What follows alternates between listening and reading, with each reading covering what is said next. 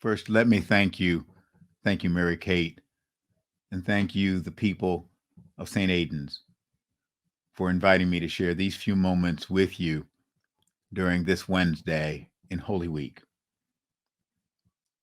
It has been a difficult time for you and the Boulder community, for all of the families who grieve and mourn, and for a community that grieves and mourns.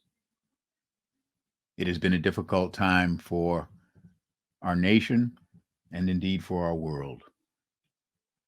And we continue to hold each other up in prayer and commit ourselves to the work of love, to helping to change this world from what often is a nightmare for so many into something closer to God's dream for us all.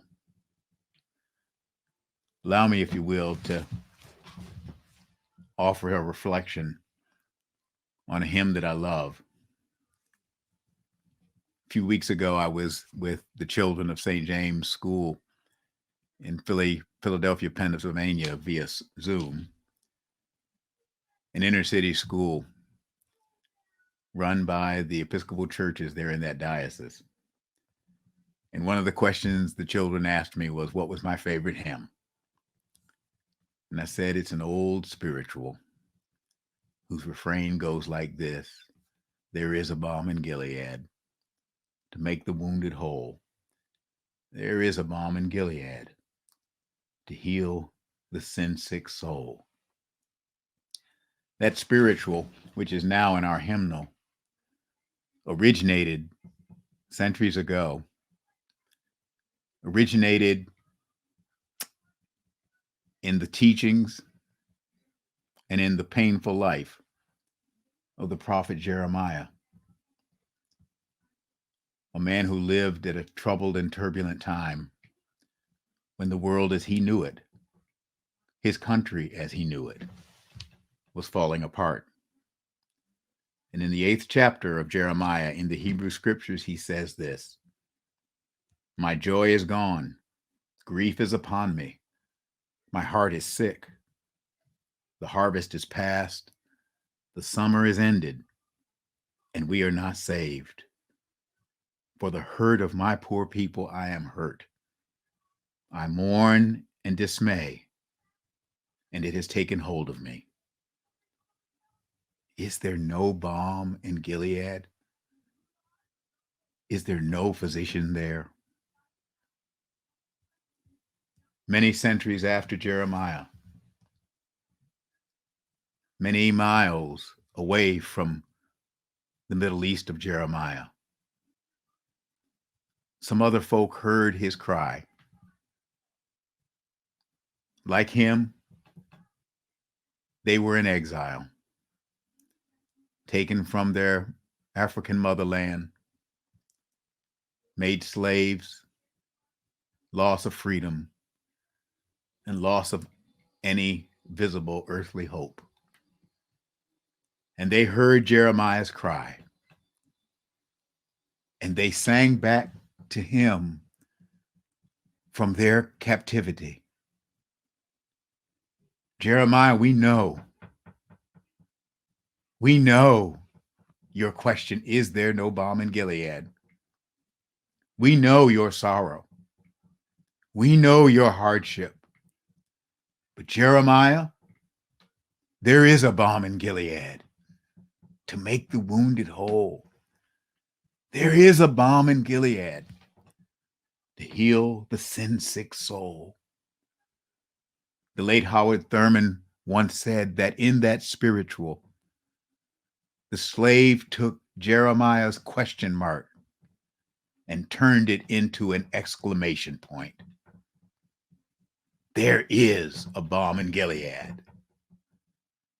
And when you look more closely at the spiritual, they narrow down their vision and identify that healing balm in Gilead. At one point, they actually say, sometimes I feel discouraged and think my life's in vain, but then the Holy Spirit revives my soul again. Oh, there is a balm in Gilead to make the wounded whole. There is a balm in Gilead to heal the sin-sick soul. But then in the next verse, they narrow in even closer. And finally, they say, if you cannot preach like Peter, and you cannot pray like Paul, just tell the love of Jesus, how he died to save us all. There is the balm in Gilead to make the wounded whole. There is the balm in Gilead to heal the sin-sick soul. That love of Jesus, which is the enduring message of this life week. That love of God, which is the reason Jesus gave his life. That love is the healing balm in Gilead. It's not an accident that all throughout Holy Week, Jesus talks about love. He talks about love when a lawyer comes to him and says, what is the greatest law in all the legal edifice of Moses? In Matthew 22, and he says, you shall love the Lord your God and your neighbor as yourself. That was in Holy Week. It's at the Last Supper that as he washes the feet of his disciples, as Judas slips out of the room to betray him, he says, by this, everyone will know that you are my disciples, that you love one another. He says, a new commandment I give you, that you love one another.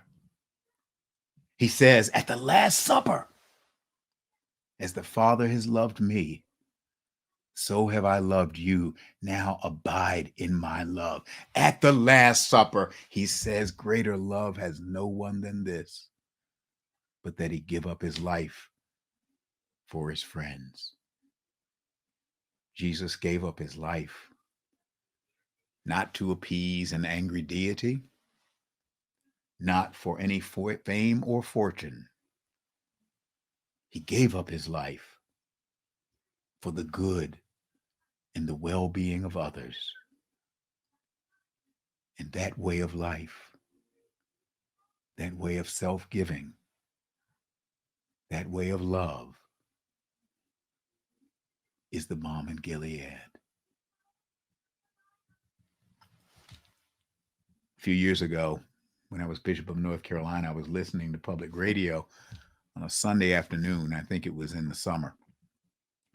And I was home from church and listening, and the story was told of a man named Norman Gershom, who had recently published a photographic essay on the Muslims of Albania during the Second World War. As you would remember, at the beginning of the Second World War, armies of the Third Reich marched and conquered virtually all of Europe. A new dark age descended. Freedom lost. Horrors began. As the armies of the Third Reich approached the small country of Albania, messages were sent to the Foreign Ministry of Albania that they were to round up the names and the addresses of all Jews living there. It so happened that the foreign minister of Albania was a Muslim, a member of a small Muslim community there. He received the message to identify all Jews living in Albania, and he made a decision. He sent out word orally to the small Muslim community. It said essentially this: you are to take the Jews into your homes. You are to treat them as members of your own family. They are to sleep in your beds, to dwell in your homes, to eat at your tables. They are to be to you, your brothers, your sisters, your family. You are to show them the same love that God has for you and for all. And that small Muslim community in Albania saved 2,000 Jews from the Holocaust. If you cannot preach like Peter and you cannot pray like Paul, just tell the love of Jesus, how he died to save us all. There is a balm in Gilead to make the wounded whole. There is a balm in Gilead to heal the sin-sick soul. God love you. God bless you.